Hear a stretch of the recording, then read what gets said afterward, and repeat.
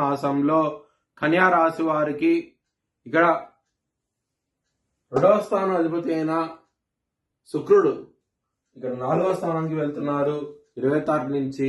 మీకు కుటుంబ పరంగా మాత్రం ఎటువంటి ప్రాబ్లమ్స్ అంటూ ఉండవు, ధన పరంగా కూడా ఎటువంటి ప్రాబ్లమ్స్ అంటూ ఉండవు. చాలా చాలా బాగుంటది ఈ మాసం అనేది. విద్యార్థులకి కాన్సన్ట్రేషన్ పవర్ తగ్గడం జరుగుతుంది. ఎందుకంటే 4వ స్థానం మీద శని గారి దృష్టి ఉన్నది.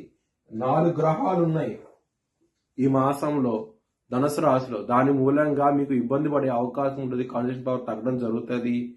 మీకు అవమానాలు అంటూ కూడా చూస్తారు.